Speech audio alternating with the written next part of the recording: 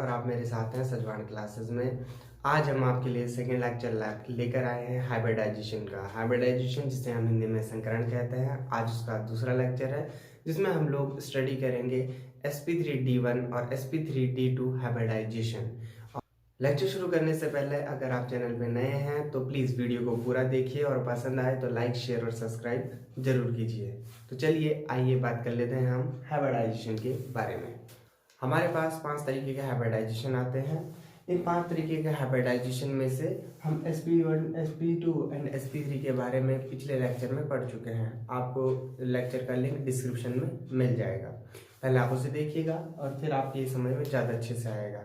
आज हम बात करने वाले हैं sp3d1 एंड sp3d2 के बारे में और इसको रिप्रेजेंट करने वाले कुछ कंपाउंड्स के बारे में। तो चलिए बात करते हैं sp3d1 के बारे में। तो दोस्तों, जब हम बात करते हैं sp3d1 के बारे में तो sp3d1 हाइब्रिडाइजेशन कौन कौन से कंपाउंड रिप्रेजेंट करते हैं, कौन कौन से कंपाउंड sp3d1 शो करेंगे, तो उसके लिए पहली कंडीशन है कि sp3d1 शो करने के लिए उसके पास d ऑर्बिट का होना बहुत ज़रूरी है। ठीक है, उसका मतलब किसी भी जो परमाणु होगा उसके पास अगर डी कक्षक नहीं है तो वो sp3d1 हाइब्रिडाइजेशन नहीं शो करता।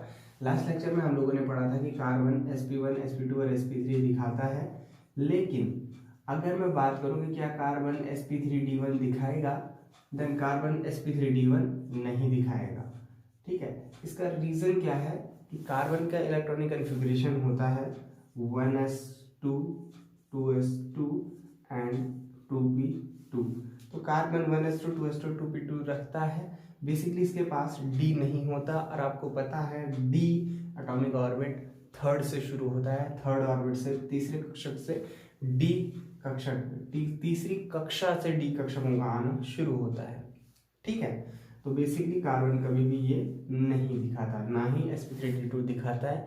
तो sp3d1 के लिए आपका जब एक s, 3 p ऑर्बिटल और एक d ऑर्बिटल आपस में मिक्स हो जाते हैं, ठीक है, तो टोटल कितने मिक्स हुए आपके टोटल मिक्स हुए 3 और एक 4 और एक 5, टोटल 5 ऑर्बिट आपके क्या हो गए, मिक्स हो गए।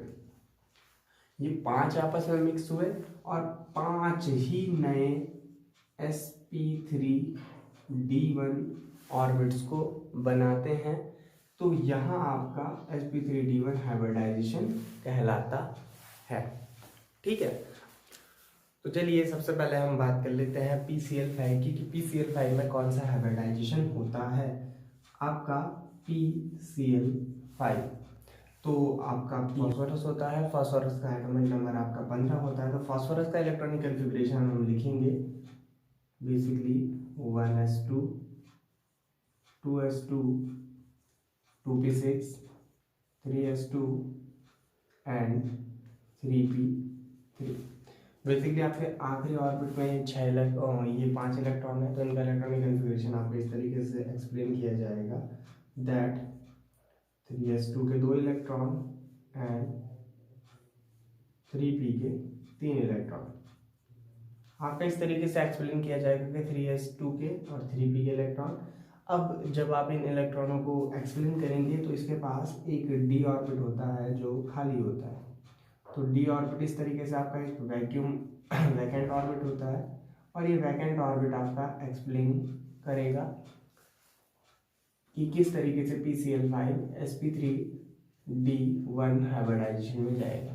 अभी ग्राउंड स्टेट की कंडीशन है, जब ये एक्साइटेड स्टेट में जाएगा, जब इसे एनर्जी मिलेगी तो आपका क्या होगा, एक इलेक्ट्रॉन उछलकर 3s से कहाँ जंप कर देगा, d में। ठीक है, तो जब आपका d में जंप करता है तो आपके ग्राउंड स्टेट से एक्साइटेड स्टेट में चला गया और आपके टोटल 5 वैकेंट ऑर्बिट हो गए।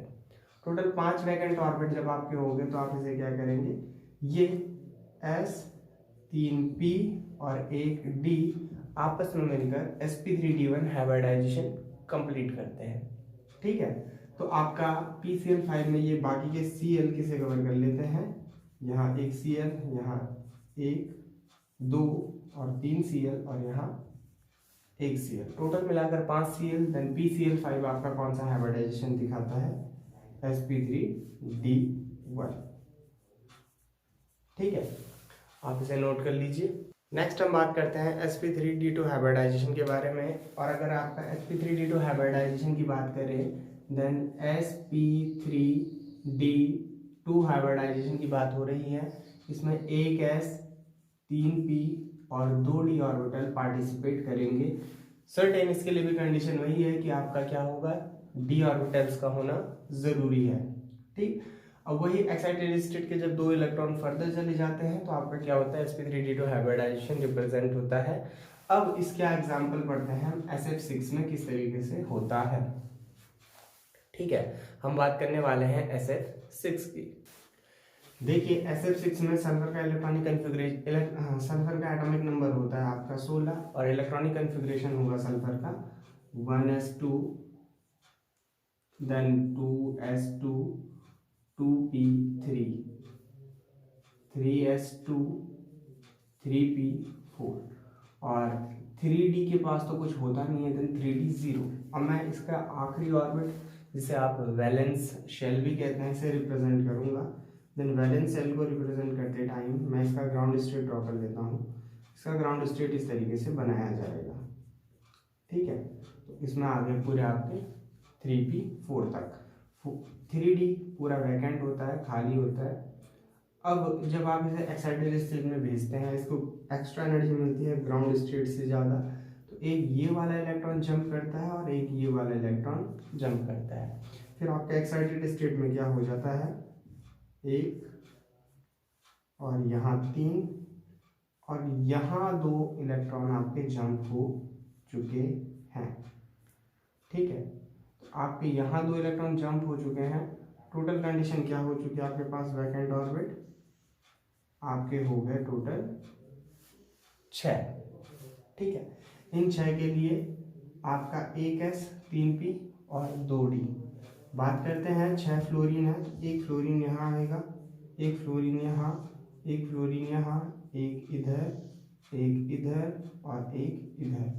टोटल आपके 6 फ्लोरीन आ गए और 6 फ्लोरीनों ने कवर किया आपका 1s 3p और एक डी ऑर्बिटल। तो टोटल हाइब्रिडाइजेशन कौन सा हो गया, sp3d2। ठीक है, तो sp3d2 हाइब्रिडाइजेशन आपका इस तरीके से एक्सप्लेन हो जाता है कि SF6 में क्या होता है आपका sp3d2 हाइब्रिडाइजेशन।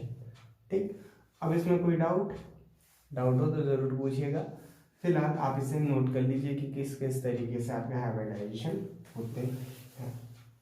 ठीक है, नोट कर लीजिए इसे। उम्मीद है आपको हाइब्रिडाइजेशन समझ में आया होगा। अगर हाइब्रिडाइजेशन से रिलेटेड कोई भी क्वेश्चन है तो आप लोग हमें कमेंट कर सकते हैं। बाकी आपके लिए फर्दर क्वेश्चन दे दिए गए हैं लिंक में, और ये आपको कुछ क्वेश्चन दिए जा रहे हैं जिनकी आप प्रैक्टिस कीजिए ताकि आपको हाइब्रिडाइजेशन के बारे में पता चलता रहे। ठीक है, तब तक के लिए मिलते हैं आपसे नेक्स्ट क्लास में। Bye bye.